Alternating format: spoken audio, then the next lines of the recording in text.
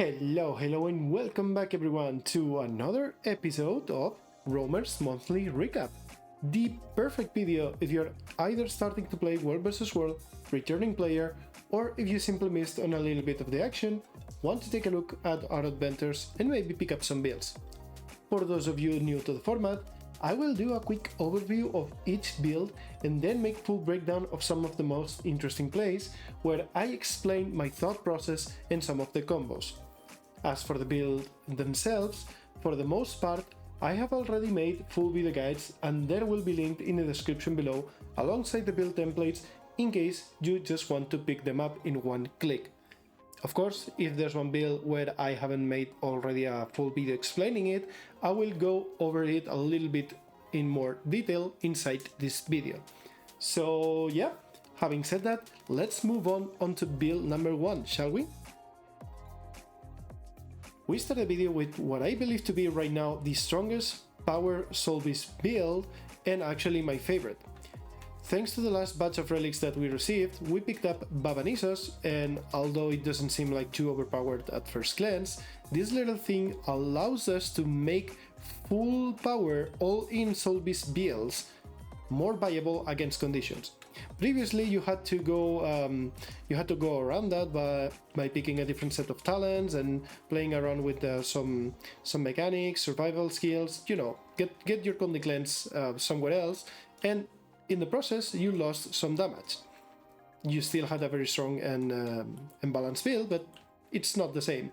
This one, it's just pure unaltered damage. So a key piece to this build in terms of survivability is going to be learn your movement, learn to enter in and out of stealth thanks to the smoke field right there, and also make sure you utilize properly the unflinching fortitude. This is essentially the best tool against all ins when it comes to will vendors, anything that has high burst. Essentially, that's your get out of jail free card basically. So yeah, that's the essence of the build, and now let's move over to the clips, shall we? Here we're gonna be fighting a Berserker, which is a very volatile matchup because he also has massive burst and it all comes down into a quick fight. In this case I get the better opening. I'm gonna be playing around stealth here so he can't retaliate, and using Signet of the Hand so he can't block like that, he just goes down immediately. You can very well see the damage of this build here. And for the next clip, you're gonna be seeing a very similar opening, but we're gonna pause and we're gonna explain a little bit more in depth. So as you can see, we're gonna start doing exactly the same, enter stealth as we're starting to get some damage. And here comes the interesting part, because it's not just randomly button mashing and hoping for the best. Your bread and butter opening is Warhorn number 5 into Warhorn number 4, and then the rest of the follow-up damage, alongside your CDs, of course. However, if you were to press Warhorn number 4 before you use Signet of the Hand, you run the risk of the opponent having a block charge or some block mechanic that they can react to, or just simply have it, pop up, and then your entire Warhorn number 4, which is the most important part of your burst, is gonna be nullified. And here you will realize that I also pressed my One Wolf Pack only after I made sure my Warhorn number 4 has connected. Sometimes I will do it the other way around, but only if I'm completely sure that the combo is going to connect. And now let's take a look at how we deal with the other Soulbeast trying to assist his teammate.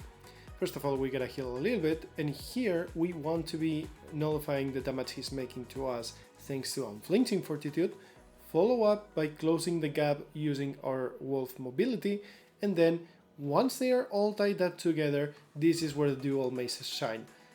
Every time you see somebody making this mistake against you playing this build, you can punish it just like this. And by the way guys, this build can also be played with the Greatsword and potentially even Spear as a secondary weapon, but I would stick to Sword Warhorn for the main, and dual maces are definitely my favorite.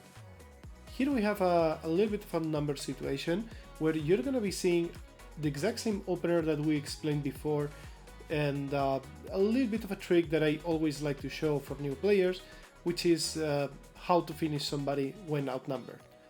Here you can see we do exactly the same as before, in the same order, and once he's done, we go for the Unflinching Fortitude with Doljak Stability combo. Once you learn to pull this combo quickly, it's enough anti-damage and stability uptime for you to finish down the target and then try to fly away or do something else. And here guys, I'm gonna show you a quick tip to re-stealth when you're playing with the Greatsword. Sometimes there might be the case that your smoke cloud is not up yet, or you fear that once you try to get into it, because they can see the cast from your pet, they're gonna just launch a CC at you, and then you're gonna be, you know, a little bit scuffed. For those times, just do exactly like I'm doing here. Use your block as your pet is casting down the ability, and then go into stealth. Of course, there will be maybe 1 or 2 CCs that go through blocks, but for the most part you will be able to pull this off, and honestly it's just a good practice, it's just a good habit to pick up. And that's about it for this one. Now we're gonna be moving on to the next ones, which are gonna be all hybrids, 2 for the Soulbeast and 1 for the Scrapper. So here we are with our best boy, and honestly the best hybrid build that I crafted for the Soulbeast. And by the way guys, in hopes of keeping this video relatively light, short and quick paced, we're gonna just explain very roughly the dynamics of this build, and if you want to take a look at the full explanation, the full breakdown and the guide, I have already a couple of videos about it, including the initial version and the whole process which we improved the build to where it's right now. So yeah, if you are interested in this build and want to take a look a little bit deeper on it, just head to the description and take a look at those. So the main thing about this build, aside from being a hybrid of course, is that you have a very well crafted toolkit. We got a very oppressive build with tons of Condi appliance, Condi burst, lots of CC, decent mobility, nice tankiness and a lot of sustain. Now, big part of all of that is thanks to Predator Scanning and Carnivore combo. This will act not only as a sustain, but also as a decent chunk of damage.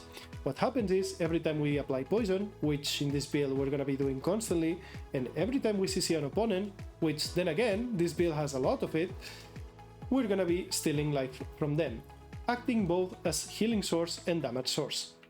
And now, without further ado, let's just go over the clips and see if we can showcase the things we talked about. This is a perfect clip to showcase how strong and oppressive this build can be, even against multiple targets, especially if the opponents are not paying too much attention.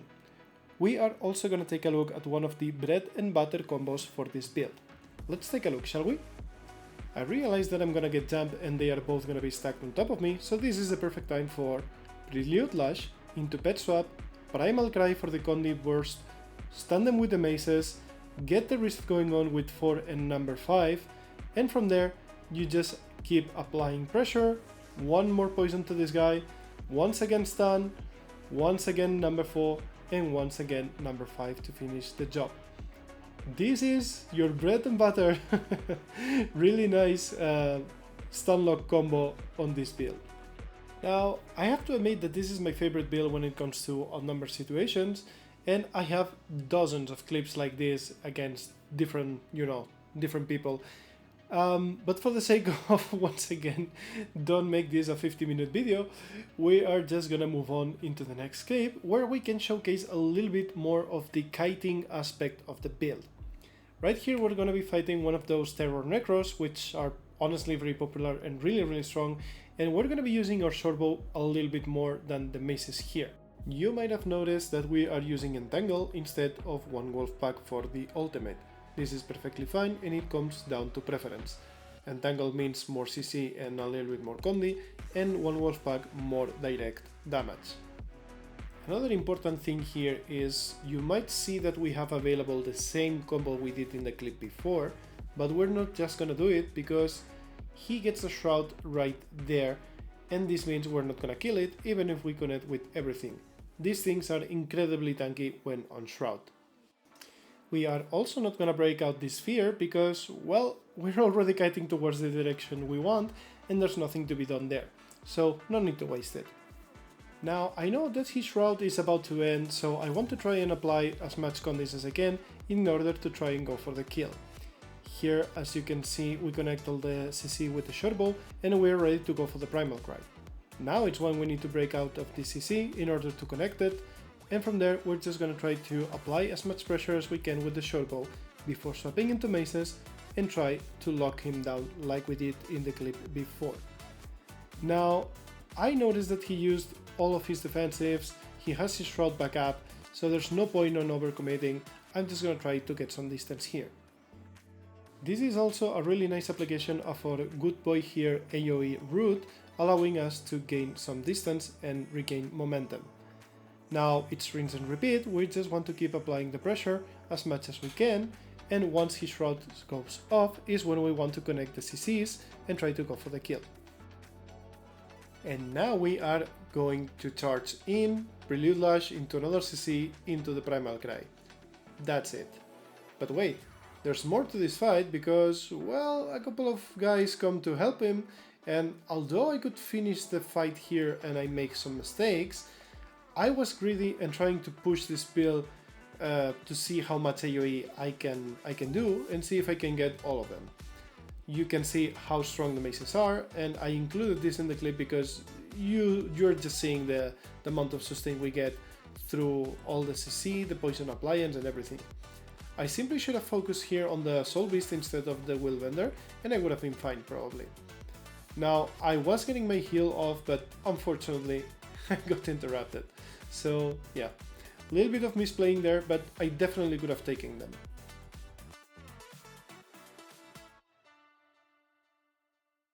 Alrighty guys, here we are with the last hybrid build on the Soulbeast, and much like the previous one, there is already a full video guide explaining everything, and it will be linked in the description below if you want to pick it up. Now, if you're wondering the differences between this and the previous one, well, this is more of a assassin ninja playstyle using Dagger Warhorn and Sword Warhorn, and also Relic of Mistborn to stack constantly tons and tons of might and deal a lot of damage. We are more shifted towards the power aspect of the build as opposed to so much condi damage, but we still deal a great amount of poison, utilizing also Predator scanning for that sustain. In this case, we're gonna be running with the Wellness Knowledge and Wellness Survival with a few survival skills for the Condi cleanse. And the survival aspect of this build comes to being really quick, making use of the stealth properly, evade windows with Serpent Strike, the dagger number 4, Stalker Strike. We have also lightning reflexes, and yeah, that's about it. Both pets are aggressive pets. We don't have the unflinching fortitude anymore, so it's a high risk, high APM if you want to call it like that, but very fun build. I don't know, I just really enjoy it and I had really good results with it. So yeah, let's just go over the clips, shall we? We're going to be showcasing a really nice battle against Dragon Hunter, which is one of the toughest matchups for this build, because, well, number one, they have a lot of blocks and we are not running Signet of the Hand. Number two, this build relies a lot on mobility and being able to space your opponents, and if you get hit by the chains and be pulled into the traps and all that stuff, it can get really tricky. Plus, they also deal massive amounts of damage and have really nice defenses and Condi cleanse too. After the first exchanges, I realized that I think I can find my pace and find a way to kill him. As long as we don't completely Ooga Booga and play around our buttons properly, we are out-damaging him and out-sustaining him. So the next step is just wait for our Condi burst to come back up and try to kill him after he's used some of the blocks.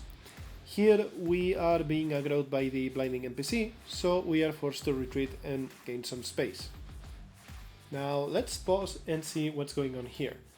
He has used already some of the blocks and he doesn't have any Aegis charges up. You can see it right there on his sort of buff bar, and thus this means that if we can connect with Warhorn number 4 and we do have the follow-up available with all the Condi damage from the dagger, the charge from the bee and the primal cry, there is a good chance we can kill him there. Now, I know that these guys are always eager to turn to, and especially after I connected my Warhammer number 4, so I'm kinda gonna be ready for that. I know he wants to go all in on me, and I'm gonna be ready with my B charge to stun and counter. Let's take a look right there. And now the rest of the fight is pretty much as we explained. Once he's out of these blocks, we go for the Primal Cry, we go for the ultimate, so we guaranteed not being CC'd with the stability, and we just keep applying pressure on him. Soon enough, he falls, and we win the fight. Now the next fight is gonna be against a Power Harbinger with Spear. These things hit like a truck. This is a very interesting matchup because even though we are fairly squishy, you can see that we have tons of evades and counter pressure on this build. Quick pause here because I believe this is very important in this matchup. When you see that they use the massive elixir, giving them all of those boons, it means two things. Number one, you should run. You do not want to trade with them in that state. And number two, they're probably getting ready to hit you with the CC and the all-in. Now let's take a look at how we react to that. First of all, we're gonna be using a Smoke Assault to avoid some of the damage, and then be ready to break the stun with lightning reflexes and avoid further damage. From there we want to heal as quickly as possible, and here I make a small mistake. Here I notice that he's starting to cast the green thing to finish me off, and I use Worldly Impact trying to time it as he's almost connecting, which is a mistake. We managed to get it, but honestly we had evade windows on Sword number 3 and Dagger number 4, and that should have been the play. We make sure we evade the hit while retaliating with some damage of our own. This was a misplay that fortunately went unpunished. From there we connect the combo with the B on the stun and the poison and the Primal Cry right there, and from here the fight is ours. Now we pop our ultimate for good measure, making sure we get those 10 stacks of stability. You never know against these guys, they are very dangerous and they can burst you down really quickly, so yeah, let's not get overconfident. Well, like I said, this was a little bit of a lucky moment, but also a good way to showcase how the build performs in this sorts of matchups. Okay, here we are guys with the last build of this video. It's yet again another hybrid, but to be fair, Engineer Scrapper has massive tools to make really fun and interesting hybrid builds. This is a build that I have already showcased in the past alongside the bomb kit variation, but since the last buffs on the elixirs and since the last changes that I've made, I wanted to test if it's still relevant and if it's still good. Of course it is, otherwise it wouldn't be making it into this video, but let's go over the build really quickly, shall we? This combination of traits right here is what I found to work the best for me, but like I said, this has a lot of tuning potential. For example, instead of objecting motion here for the damage, you can go for more sustain here. In the firearm straight line, I decided to go for mostly condi damage, right? But the entire tree is centered around if you want more crits, if you want more hit damage, or maybe you want to pick equal and opposite reaction here to have a little bit of extra weakness. All of them work pretty nicely, it's just that I prefer this one and it works for me. Alchemy, of course, is the one in charge of giving you a lot of might stacking, a lot of utility, sustain, condi removal, and so on. Now for the gear, there is a clear winner when it comes to the relics. Of course, this was going to be Relic of Past due to all the elixir spam. There's really no better choice for this. And I have played around with the new relics and whatnot, trying to make them work, but nothing compares to Relic of Bass, honestly. Now, the setup is a little bit complicated this time because we're using a combination of Vipers with Superior Rune of the Trapper, and then we use some Diviners on the weapons, we use a little bit of Dragons over here with Grievous, and also something like Wanderer too. But again, this can all be tweaked to your own preferences. I like this combination, but feel free to change it around. Alrighty guys, before I move over to the clips, I feel like there is some basics to explain about this build because there's a ton of things happening. Number one is you just need to know that as you're playing, you're gonna be tagging elixirs for different situations, be it defensively or offensively. That's gonna stack your Relic of Bass, and the best way to dump it all is using Fumigate. on your elixir gun. This acts as a multi-hit, and therefore you will apply massive amounts of poison. So yeah, that's number one. Now let me show you the bread and butter combo for your mace and shield, and you can do this offensively and defensively depending on the situation. But let's just use the mace part first. You have a mid-range sort of rocket that will stun and apply burning, and then you can follow it up with the slam. Take a look. There, applying a bunch of conditions and doing some decent damage. Now you can do this the other way around. You can just try to close the gap first and then fish for the rocket stun. And now it gets even more interesting if you combine the fact that you have an extra stun on static shield if they hit you, or if you reactivate it like this. And even more interesting, and this is my personal favorite, is using your magnetic shield here, not just to reflect projectiles, but to interrupt some skills on the opponent, push them, and then you follow up with the slam and the stun, or vice versa. Let's take a look. Like this, and like this. Now let's try to combine all of this together, but on top of that with some elixirs being used, because in a real fight that's what's gonna happen. You're gonna be doing elixirs all the time for one thing or another, and you're gonna be stacking relics so fast. Now if you think about elixir B as your go for the kill, that should make things easier at first. This is gonna give you Fury, Might, Resolution, Swiftness, and if you tag it on the tool belt, also Stability, and these two can stack. So let's say I want to go for the all-in combo, and I want to only use elixir B here and here. What I would do is, well, exactly that. I use this, then I go for the combo like we mentioned, stun, into this, into swap, into this. That's one way where you can do it. Now, if you don't think you have enough time to connect the entire combo like this, you can also just do it after your Rocket Fist prototype, and for example, do something like this, you jump already, do this, swap into Fumigate. There you go. And that's pretty much it as far as the killing combos go for this build, honestly. Now, there will be some times where you need to use Supply Crate to finish a target for the extra stun and damage, but for the most part I use it defensively. Another thing you can do with this build, since we're centered around having a lot of mobility and sustain, is use your Elixir Gun number 4, Acid Bomb, right here, for mobility. For example, much if it was aligning reflexes and I want to get away, I do this, and of course if I do about face before popping it, I'm just gonna close the gap on them. That's another little trick that you can do. Following up on tricks, this build has many combo fields and many finishers. Honestly, I would recommend to try them out, see what they do by yourself, because it's quite long to explain, but just to give you a basic example, if you have a lightning field and then you use this finisher right here, you're gonna have dazing strikes. This means you have an extra stun on your build. The next hit you apply will stun the opponent. Well, not stun, sorry, daze. But if you use it, for example, with this one, it's gonna give you area swiftness.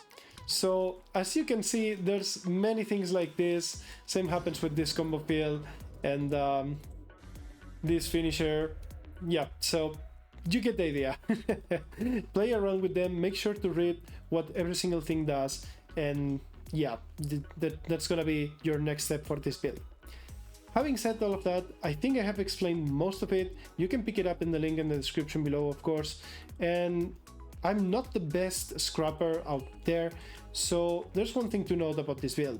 You can probably run it with Mortar Kit, giving you extra damage, extra fields, and an extra water field for the healing, but I'm just a potato, and for the love of God, I tried, and I just don't get used to running 2 kits. So yeah, this means that a better scrapper can probably do even greater things with this build.